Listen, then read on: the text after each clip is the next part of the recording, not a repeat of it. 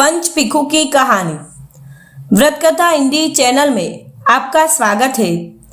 भाइयों बहनों, इस चैनल में हम 12 मास की सब कथाएं संपूर्ण और शास्त्रोक्त सुनाते हैं। जैसे व्रत करने वाले, सुनने वाले और सुनाने वाले तीनों को फल मिलता है। तो चलो पंचपिखू का व्रत कैसे करते हैं और पंचपिखू की कहानी सुनाएंगे। कार्तिक शुक्ल पक्ष एकादशी के 5 दिन तक पंचपिखू की पूजा करें। 11-12 को निगोट करें, 13 को जिम ले, फिर 14 व पूनम को निगोट करने के बाद पूनम के दिन 5 चीज ब्राह्मण को दे। इसी प्रकार 4 वर्ष तक कार्तिक उतरते में पंचपिखू की पूजा करें। अगर इच्छा हो तो व्रत करके 5-5 चीजें देते जाए। 5 साल व्रत करके पूरा होने के बाद 5 जोड़ा जोड़ी से ब्राह्मण व ब्राह्मणियों को भोजन करा के दक्षिणा दे। यदि इच्छा हो तो 60 रुपये रखकर सासू जी के पैर छूकर दे। पंचपिखू की कहानी। एक साहूकार के बेटे की बहू थी। कार्तिक के महीने में सुबह जल्दी उठकर गंगा जी नहाने जाती थी। वह पराये पुरुष का मुंह नहीं देखती थी।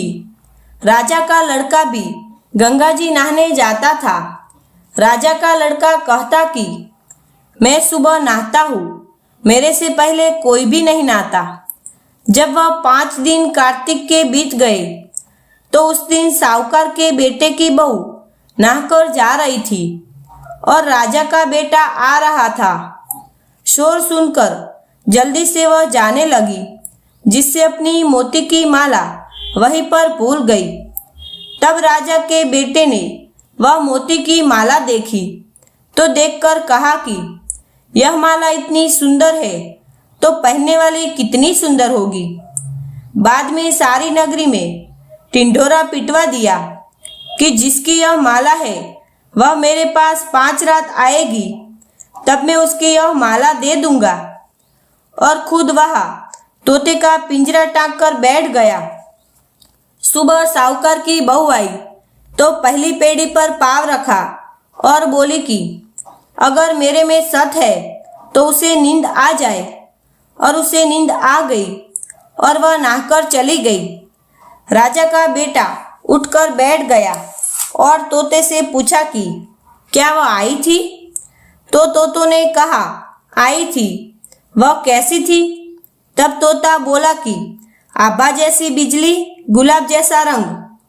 राजकुमार ने कहा कि आज तो मैं अंगुली चीरकर लेट जाऊंगा, फिर मुझे नींद नहीं आएगी। दूसरे दिन वह अंगुली चीरकर बैठ गया। जब वह आई तो भगवान से प्रार्थना करने लगी।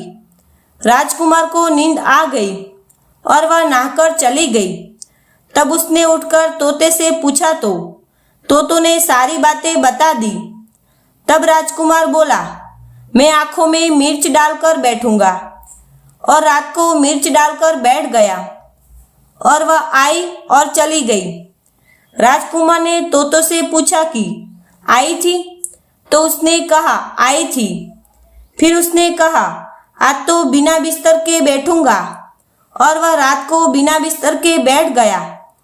जब वह नहाने आई तो फिर भगवान से वही बात कही तो राजकुमार को नींद आ गई।